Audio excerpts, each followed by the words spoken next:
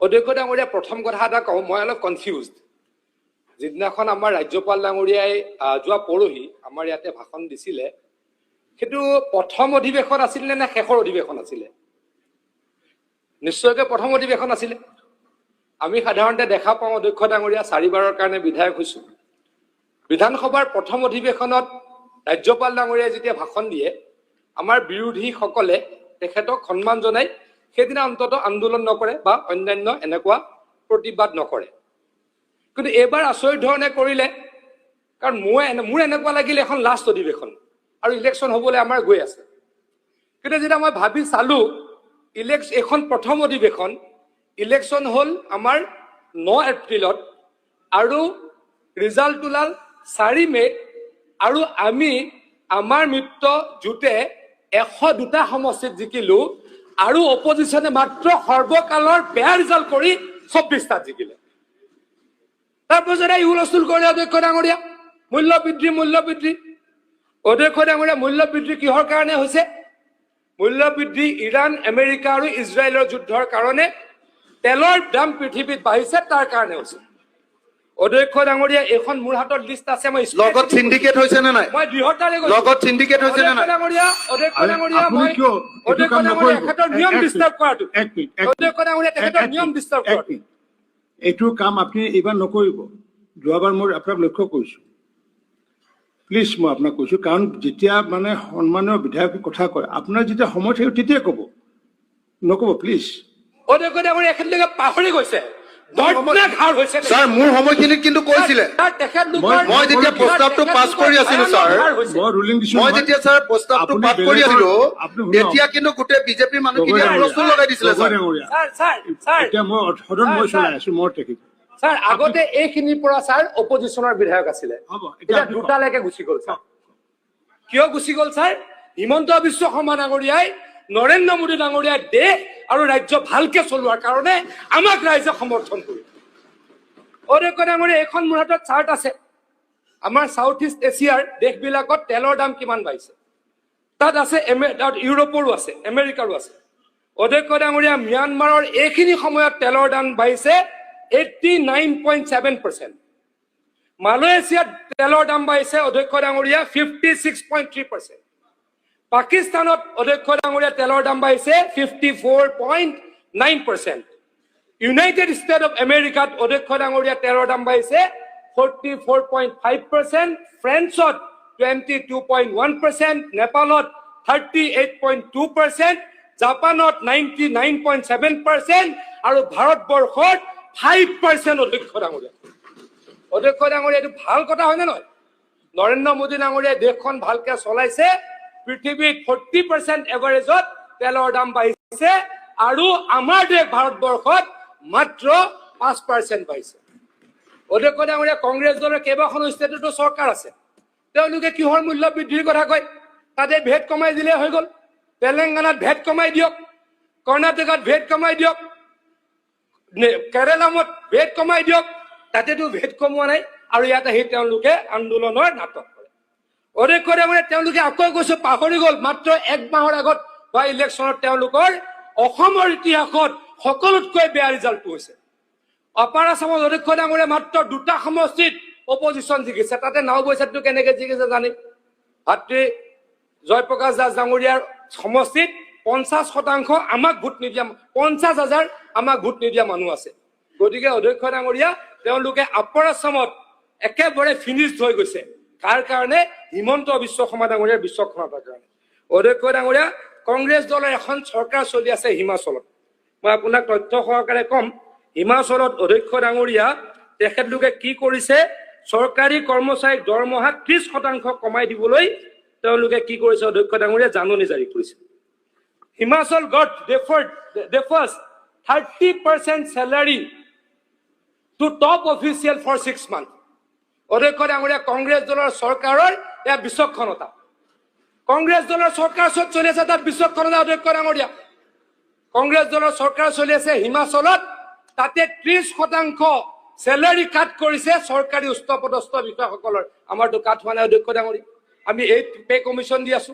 সেইদিনাখনতো মই আচৰিত হলো অধ্যক্ষ ডাঙৰীয়া, আমি যেতিয়া কলে গৈছিলো, পশ্চিমবংগলৈ গৈছিলো, তাত 7 পে কমিশ্যন চলি আছে অধ্যক্ষ ডাঙৰীয়া 6 পে কমিশ্যন চলি আছে আৰু আমি অসমত 8 পে কমিশ্যনৰ কথা কৈ আছো যিদিনাখন কেন্দ্ৰীয় চৰকাৰে দিয়ে বহাই সেইদিনাখন লগত অসম চৰকাৰে বহাবই বুলি অট'মেটিক সিদ্ধান্ত লোৱা আছে এয়া কোনে কৰিছে অধ্যক্ষ ডাঙৰীয়া হিমন্ত বিশ্ব শৰ্মা ডাঙৰীয়াই কৰিছে এয়া হৈছে বিচক্ষণতা আৰু সেই বিচক্ষণতাৰ কাৰণে অধ্যক্ষ ডাঙৰীয়া আমি আকৌ কৈছো এই যোৱা সময়খিনিৰ সকলোতকৈ বেছিকৈ ভাল ৰিজাল্ট কৰি এইবাৰ জিকি আছো অধ্যক্ষ ডাঙৰীয়া মই কেইটামান সৰু কথা কম এগৰাকী সদস্যই কৈছে যে আমি 5খন উন্নত ৰাজ্যৰ মাজলৈকে যাব পৰা নাই হয় অধ্যক্ষ ডাঙৰীয়া 5খন উন্নত ৰাজ্যৰ মাজলৈকে যাব পৰা নাই কাৰণ আগৰ যে ঘাঁবিলাক আমাৰ গাত আছে এইবিলাকতো ভাল হোৱা নাই অধ্যক্ষ ডাঙৰীয়া কিন্তু যোৱা 5 বছৰ ৰিজাৰ্ভ বেংক অফ ইণ্ডিয়াৰ যি report fastest growing state economy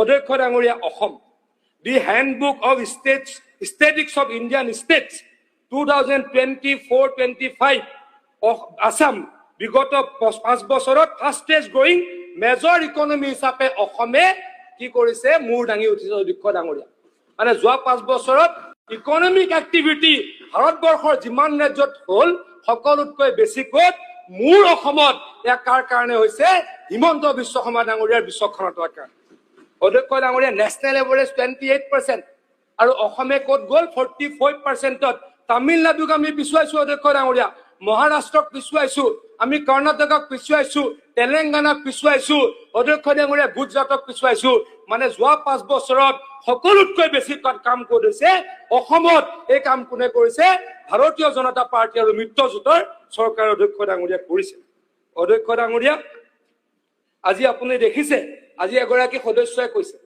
যে গৰাখহনীয়াই বহুত মানুহৰ ঘৰ ক্ষতি কৰিলে মই দায়িত্ব সহকাৰে কম যোৱাবেলি অধ্যক্ষ ডাঙৰীয়া মই জলসম্পদ বিভাগৰ মন্ত্ৰী আছিলো যোৱা 5 বছৰ সকলোতকৈ কম অধ্যক্ষ ডাঙৰীয়া গৰাখহনীয়া হৈছে একেবাৰে স্বীকাৰ কৰিব তেখেতৰ সমষ্টিত য'ত হৈছে 85 কোটি নে 90 কোটি টকা দি এবাৰ কাম আৰম্ভ কৰিছো বাৰিষা কাম আৰম্ভ নহল কাৰণে এতিয়া চাগে কাম আৰম্ভ হৈ গৈছে মই এতিয়া এইকেইদিন ডিপাৰ্টমেণ্টটোত নাই অধ্যক্ষ ডাঙৰীয়া আজি যদি লাহৰীঘাটৰ কথা খবৰ লয় লাহৰীঘাট অপজিশ্যনৰ বিধায়ক আছে অধ্যক্ষ ডাঙৰীয়া লাহৰীঘাটত 500 কোটি টকা দি গৰাখহনীয়া আমি নাইকিয়া কৰিবলগীয়া কাম কৰিলো এই কাম আৰু কৰিম অধ্যক্ষ ডাঙৰীয়া আমি অসমৰ ৰাইজক প্ৰতিশ্ৰুতি দিছো অধ্যক্ষ ডাঙৰীয়া আৰু বেছি নকম মাত্ৰ এটা কথা কম 1 মিনিট আছে আগতে কোৱাৰ চান্স নাপাওঁ অধ্যক্ষ ডাঙৰীয়া আগতে মন্ত্ৰী আছিলো বহুত সদস্যই কয় লোনৰ কথা কয় ডিবেট কৰিব হলেই পলাই দিয়ে এদিন ক'বলৈ চান্স লৈছিলো এজন বিধায়কে খুব বেছি লোন লৈ খৰব হৈ থাকে তেওঁ ইয়াৰ পৰা উঠি গুচি গ'ল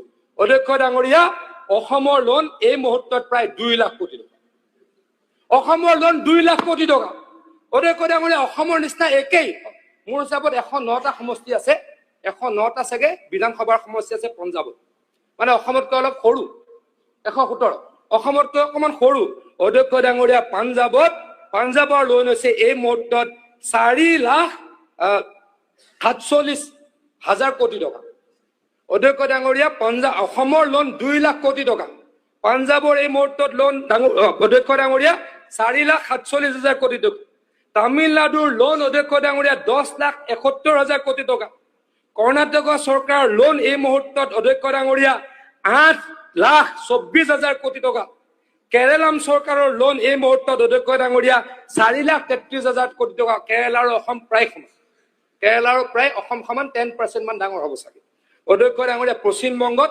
সিদিনাখনলৈকে আপোনালোকৰে চৰকাৰ আছিল তাতে লোন 7,64,000 কোটি টকা অধ্যক্ষ ডাঙৰীয়া লোন যেতিয়া আমি লওঁ আমাৰ চৰকাৰে লয় আমি জাননী দিওঁ অধ্যক্ষ ডাঙৰীয়া প্ৰতিদিনে নিউজটো নকৰে আৰু এটা কিবা পৰ্টেল আছে সেই পৰ্টেলটোত নিউজ নকৰে আমি চৰকাৰে জাননী দিওঁ যে আমি লোন লৈছো তেতিয়াহে নিউজটো পাই আমি চৰকাৰৰ পৰা লোন লুকাব আমি চৰকাৰে লোন লোৱাটো লুকাব নোখোজো আৰু অজন্তা বৈদে বহুতবাৰ কৈছে লোন আমি কেনেকৈ লওঁ ৰিজাৰ্ভ বেংক অফ ইণ্ডিয়াৰ গাইডলাইন আছে গাইডলাইন মতে লওঁ কিন্তু অধ্যক্ষ ডাঙৰীয়া পাঞ্জাৱৰ লোন 4.5 লাখ কোটি টকা অসমৰ লোন 2 লাখ কোটি টকা দ্যাট ইজ দ্য ডিফাৰেন্স আৰু সেই ডিফাৰেন্সৰে আৰু কাম কৰিব হিমন্ত বিশ্ব শৰ্মা ডাঙৰীয়াই আকৌ কৈছো অধ্যক্ষ ডাঙৰীয়া গভৰ্ণৰ ডাঙৰীয়াৰ যি স্পীচ তাক সমৰ্থন জনাইছো আমাৰ বিৰোধীয়ে যি নাটক কৰিছে এই নাটক ইতিমধ্যে 1.5 মাহ আগতে অসমৰ ৰাইজে নস্বাত কৰিছে আকৌ নস্বাত কৰিব বুলি আশা ৰাখি বক্তব্য স্যাৰ এটা পইণ্ট অফ অৰ্ডাৰ আছিলে স্যাৰ